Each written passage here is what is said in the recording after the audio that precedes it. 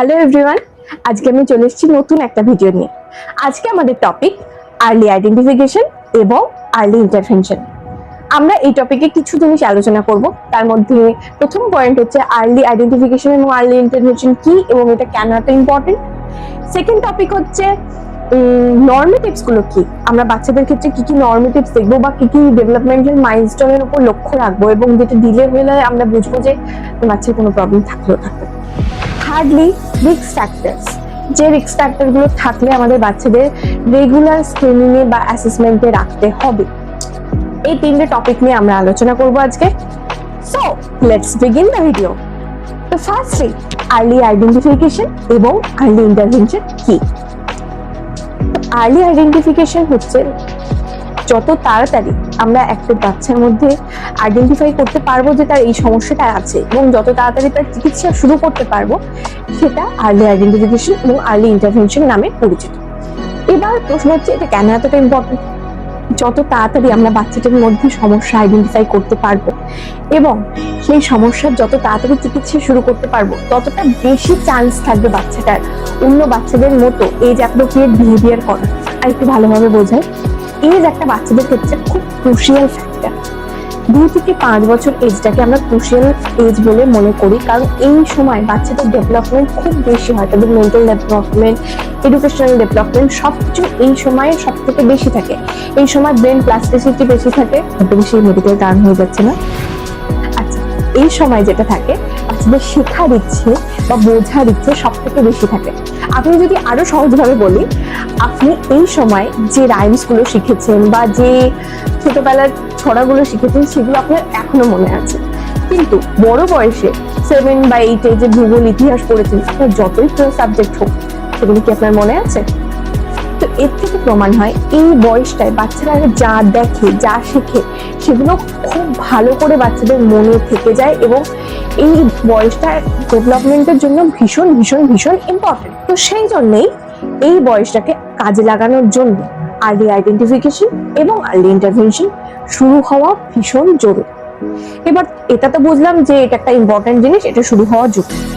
এবার কিভাবে বুঝবো আমার বাচ্চার প্রবলেম আছে? তার জন্য আমার মনে হয় নর্মেটিভস গুলো জানা দরকার। কারণ আমার কাছে এরকম অনেক প্যারেন্টরা এসে যখন হিস্ট্রি নিচ্ছি, জিজ্ঞেস করলাম বাচ্চাদের কি ডিলে হয়েছে, কবে হামাগুড়ি দিয়েছে বা কবে বসতে শিখেছে। তো কয়েকজন বলেছেন যে 9 মাসে বসতে শিখেছে, অনেক দেরি হয়ে গেছে। আমার বাড়ির আর বাচ্চারা তো 6 মাসে বসতে শিখে গেছে। কেউ এসে বলেছে 9 মাসে তো আমার পাশের বাড়ির বাচ্চাটা তো 1 বছরে বসতে শিখেছিল, আমার বাচ্চাটা 9 মাসে শিখে গেছে, অনেক তাড়াতাড়ি শিখে গেছে। তো ক্লিয়ারিটি নেই, আইডিয়া নেই যে কোনটা নর্মাল কোনটা নর্মাল না। তো আমার মনে হয় নর্মেটিভ সম্পর্কে একটা ধারণা থাকা খুব দরকার। তো সেইটার জন্য নর্মেটিভস নিয়ে আমরা একটু আলোচনা করব। নর্মেটিভস ইন ডেভেলপমেন্টাল মাইলস্টোন। প্রথমে ফিজিক্যাল ডেভেলপমেন্টের কথা বলি। ফিজিক্যাল ডেভেলপমেন্টের মধ্যে আপনার বাচ্চার প্রথম 1 বছর ফিজিক্যাল এবং ল্যাঙ্গুয়েজ ডেভেলপমেন্ট, প্রথম 1 বছর ভীষণ ইম্পর্টেন্ট। ফিজিক্যাল ডেভেলপমেন্টে আমরা প্রথম 1 বছরে কি দেখতে পাই? প্রথম 1.5 থেকে 2 মাস বা 3 মাসের মধ্যে আপনার বাচ্চার ঘাড় শক্ত হয়ে যাওয়া উচিত। তারপর 3 থেকে 3.5 মাসের মধ্যে আপনার বাচ্চা উল্টাতে পারা উচিত এবং 5 থেকে 6 মাসে তাদের উইথ সাপোর্ট, মানে যেটা ট্রাইপড সিটিং আমরা বলি, এইভাবে হ্যান্ড সাপোর্ট দিয়ে বাচ্চারা বসে সেটা। এবং তারপর মোটামুটি around 8 to 9 months without support, 8 to 9 months হামাগুড়ি দেওয়া, around 10 to 12 months with support দাঁড়ানো এবং অ্যারাউন্ড 12 to 18 months বাচ্চাদের হাঁটতে পেরে যাওয়া উচিত। এটা থেকে 1 মাস দেরি হচ্ছে, 1 মাস থেকে 15 দিন, that is okay, normal. But এর থেকে বেশি দেরি হচ্ছে, 2 বছর 2.5 বছর হয়ে গেছে, আপনার বাচ্চা হাঁটতে এখনো শেখেনি, সেক্ষেত্রে আপনার পিডিয়াট্রিশিয়ান, ফিজিওথেরাপিস্টের সাহায্য নেওয়া উচিত যে আপনার বাচ্চা কেন হাঁটতে শিখছে না। আমি যদি এবার ল্যাঙ্গুয়েজের কথা বলি, তো বার্থটাই খুব ইম্পর্টেন্ট। ডিলেড হচ্ছে কিনা সেটা আমরা জিজ্ঞেস করেই থাকি, প্রায় হিস্ট্রি নেওয়ার সময় আমরা এটা জিজ্ঞেস করে থাকি। আচ্ছা, সেকেন্ডলি 1 মাস বয়স অব্দি বাচ্চাদের শুধু এই কান্নাটাই থাকে, আর কিছু থাকে না। অ্যারাউন্ড 1 month থেকে 3 months আমরা এটা ডিফারেন্সিয়েট করতে পারি। ডিফারেন্সিয়াল ক্রাইং বলে থাকি আমরা এই ফেজটাকে। এখানে ডিফারেন্সিয়েট করা যায়। বাচ্চারা বিশেষ করে মায়েরা এটা ডিফারেন্সিয়েট করতেই পারেন যে এই সময় কাঁদছে মানে খিদে পেয়েছে, বা এই সময় ঘুম পেয়েছে, বা এই কান্নাটা ডিসকমফর্টের কান্না, মেবি আমার বাচ্চা পেটে লাগছে বা কোনো শরীরে অস্বস্তি হচ্ছে। তো সেটা ডিফারেন্সিয়াল ক্রাইম স্টেজ আমরা বলে থাকি। তারপরে যে স্টেজটা আসে সেটাকে আমরা বলি কুইন স্টেজ। কুইন স্টেজে কি হয়, কুইন স্টেজে হ্যাপি সাউন্ড আসে, কান্না ছাড়া প্রথমবার বাচ্চার যে সাউন্ড আসে সেটা আমরা বলি কুইন, এটা হ্যাপি সাউন্ড, যেটা জেনারেলি ভাওয়েল নির্মিত হয়ে থাকে। কুইন স্টেজের পর ভাওয়েল নির্মিত হয়ে থাকে এরকম টাইপ। কুইন স্টেজের পর যে স্টেজে আসে সেটাকে আমরা বলি ব্যাবলিং স্টেজ, যেটা 6 থেকে 8 মাস বয়সে আসে, যেখানে আপনার বাচ্চা ব্যাবলিং করতে শুরু করে, সিলেবল লেভেলের ব্যাবলিং, সেখানে ভাওয়েল আর কনসোনেন্ট একসাথে থাকে। তারপরে যে স্টেজটা ভীষণ ইম্পর্টেন্ট, সেই স্টেজটা হলো 1 ওয়ার্ড বা হলোগ্রাফিক স্টেজ, যেখানে 1 ইয়ার বয়সে বাচ্চারা প্রথমবার ফার্স্ট ওয়ার্ড বলে। ফার্স্ট ওয়ার্ড জেনারেলি কি হয়, মা, বাবা, কালার কোনো হলো লাল বা নীল, বা কোনো অ্যানিমাল, ভোভো, ম্যাও, ফার্স্ট ওয়ার্ড হতে পারে। কিন্তু এই স্টেজে কি ইম্পর্টেন্ট, যে গোটা গোটা সেন্টেন্স বাচ্চারা একটা ওয়ার্ড দিয়ে বুঝিয়ে দিচ্ছে আপনাকে।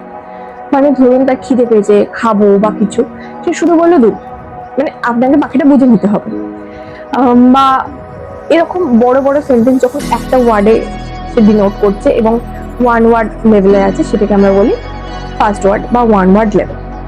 এর পরের লেভেলটা, যেটা 1.5 বছর থেকে 2 বছরের মধ্যে দেখা যায়, সেটা হচ্ছে টেলিগ্রাফিক ফেজ বা 2 ওয়ার্ড লেভেল ফেজ। মানে যেখানে 2টো ওয়ার্ড বাচ্চারা একসাথে বলছে, মা যাবো, দুধ খাবো, ওটা দাও, এরকম 2টো ওয়ার্ড একসাথে সেন্টেন্স লেভেলে বলছে। প্রপার সেন্টেন্স আসার আগে এই স্টেজগুলো ভীষণ ইম্পর্টেন্ট। এই স্টেজগুলো 1 মাস 15 দিন দেরি হলেও কোনো অসুবিধা নেই। দেরি হয়ে গেছে, ধরুন 2 বছর হয়ে গেছে, 2.5 বছর হয়ে গেছে, এখনো 1 ওয়ার্ড লেভেল চলছে, এর থেকে বাড়ছে, ডেফিনেটলি স্পিচ ল্যাঙ্গুয়েজ প্যাথোলজিস্টের কাছে যাওয়া উচিত, অ্যাসেসমেন্ট করানো উচিত, বাচ্চার কি সমস্যা আছে কি। ওকে, আচ্ছা, এটা গেল নর্মেটিভস।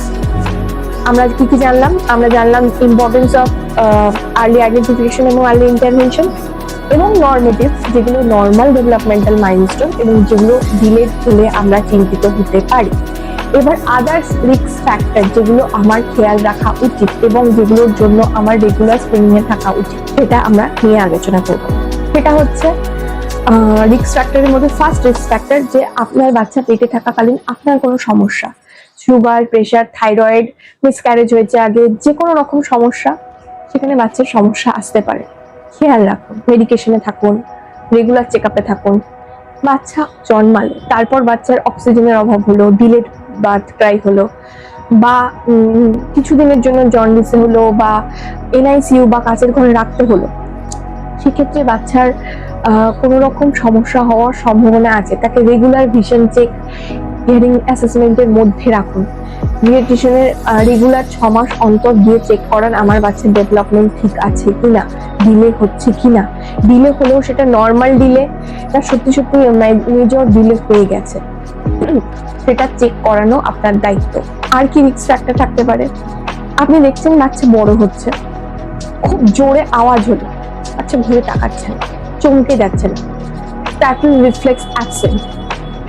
জেনারেলি বাচ্চাদের যখন জোরে আওয়াজ হয় চমকে উঠেছে, যেটা আমরা বলি স্ট্যাটল রিফ্লেক্স। এই রিফ্লেক্সটা অ্যাবসেন্ট, ঘুরে তাকাচ্ছেন, আপনি ডাকছেন সাড়া দিচ্ছে না, ইমিডিয়েট হিয়ারিং অ্যাসেসমেন্ট করান, খোঁজ নিন। আর একটা জিনিস খুব ইম্পর্টেন্ট, ছোট থেকে বাচ্চাদের হাতে ফোন দেবেন না। এই ফোন দেওয়ার জন্য প্রচুর সমস্যার সৃষ্টি হচ্ছে, সেটা নিয়ে বলতে গেলে একটা গোটা ভিডিও হয়ে যাবে, সেটা নিয়ে আমি পরে আলোচনা করব। কিন্তু যদি দেখছেন যে ফোনের প্রতি ছোট থেকে বাচ্চা প্রচন্ড অ্যাডিক্টেড হয়ে যাচ্ছে, ফোন ছাড়া প্রচন্ড কান্নাকাটি চেঁচামেচি করছে, ডাকলে সাড়া দিচ্ছে না, ডেফিনেটলি প্রবলেম হচ্ছে, চেক আপ করুন। আজকের জন্য এইটুকুই। আশা করি যতটা সহজভাবে আর্লি আইডেন্টিফিকেশন এবং আর্লি ইন্টারভেনশনের ওপর অ্যাওয়ারনেস ক্রিয়েট করা যায় আমি তার চেষ্টা করলাম। যদি কোনো বুঝতে অসুবিধা থাকে, কোয়ারিজ থাকে, আমাকে করতে পারেন, আমি খুব আনন্দের সাথে তার উত্তর দেবো।